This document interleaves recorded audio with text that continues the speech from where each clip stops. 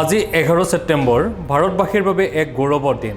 আমেৰিকা যুক্তৰাষ্ট্ৰৰ চিকাগোত আজিৰ দিনটোতেই এটি বিশেষ ঐতিহাসিক ভাষণে খলকনি তুলিছিল সকলোৰে মাজত। আৰু এই বিশেষ ভাষণটি আগবঢ়োৱা ব্যক্তিজন আছিল এগৰাকী ভাৰতীয়। তেওঁ আন কোনো নহয়, স্বামী বিবেকানন্দ। হয়, ঠিকেই শুনিছে, স্বামী বিবেকানন্দই আছিল এই ঐতিহাসিক ভাষণটিৰ আঁৰৰ ব্যক্তিজন। তেওঁ ভাষণটিৰ জৰিয়তে সমগ্ৰ বিশ্ববাসীৰ সন্মুখত দাঙি ধৰিছিল ভাৰতবৰ্ষৰ এক সুকীয়া স্বকীয়তা। 1893 চনৰ আজিৰ দিনটোতেই আমেৰিকা যুক্তৰাষ্ট্ৰৰ চিকাগোত অনুষ্ঠিত হোৱা বিশ্ব ধৰ্ম সন্মিলনত উপস্থিত হৈ স্বামী বিবেকানন্দই এই বিশেষ ভাষণটি আগবঢ়াই ভাৰতলৈ গৌৰৱ কঢ়িয়াই অনাৰ উপৰিও সকলোৰে পৰা প্ৰশংসা বুটলিবলৈ সক্ষম হৈছিল।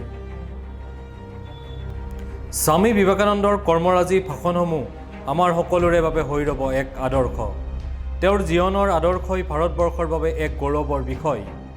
তেওঁ আগবঢ়োৱা এই বিশেষ ঐতিহাসিক ভাষণটিৰ কিছু অংশ এনেধৰণৰ। আমেৰিকাৰ মোৰ ভাই ভনীসকল, আপোনালোকৰ স্নেহভাৱপূৰ্ণ উষ্ম আদৰণিয়ে মোক আপ্লুত কৰিছে। আপোনালোক সকলোলৈ মই সাদৰেৰে ধন্যবাদ জ্ঞাপন কৰিলোঁ। সকলো জাতি ধৰ্ম সম্প্ৰদায় হিন্দু ভাই ভনীসকলৰ তৰফৰ পৰা আপোনালোকলৈ মই কৃতজ্ঞতা জ্ঞাপন কৰিলোঁ। মই গৌৰৱান্বিত কিয়নো মই এনেকুৱা এটা ধৰ্মৰ পৰা আহিছোঁ যি ধৰ্মই সমগ্ৰ বিশ্বক সহনশীলতা আৰু সাৰ্বভৌমিক স্বীকৃতিৰ পাঠ পঢ়াবলৈ সক্ষম হৈছে।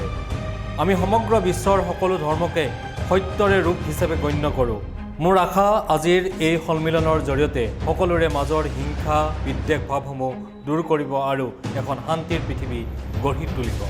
Sisters and brothers of America,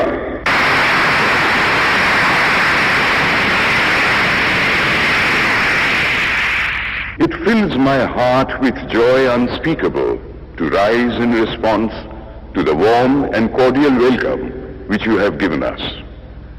I thank you in the name of the most ancient order of monks in the world. I thank you in the name of the mother of religions.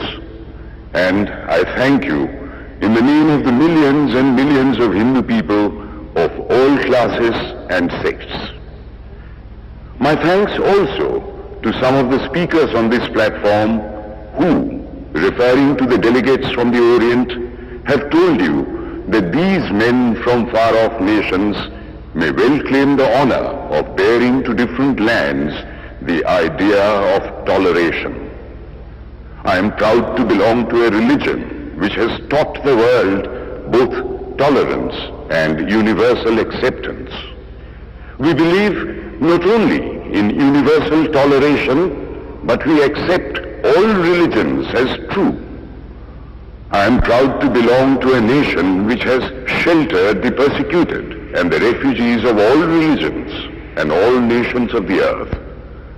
I am proud to tell you that we have gathered in our bosom the purest remnant of the Israelites who came to southern India and took refuge with us in the very year in which their holy temple was shattered to pieces by Roman tyranny.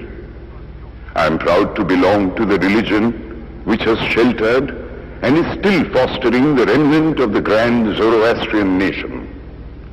I will quote to you, brethren, a few lines from a hymn which I remember to have repeated from my earliest boyhood, which is every day repeated by millions of human beings. As the different streams, having their sources in different places, all mingle their water in the sea, so, O Lord, the different paths which men take through different tendencies, various though they appear, crooked or straight, all lead to Thee. The present convention, which is one of the most august assemblies ever held, is in itself a vindication, a declaration to the world of the wonderful doctrine preached in the Gita. Whosoever comes to me, through whatsoever form, I reach him. All men are struggling through paths which in the end lead to me. Sectarianism, bigotry, and its horrible descendant, fanaticism, have long possessed this beautiful earth. They have filled the earth with violence, drenched it often and often with human blood, destroyed civilization, and sent whole nations to despair.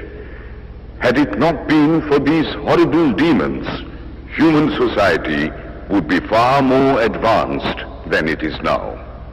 But their time is come, and I fervently hope that the bell that tolled this morning in honor of this convention may be the death knell of all fanaticism, of all persecutions with the sword or with the pen, and of all uncharitable feelings between persons wending their way to the same goal.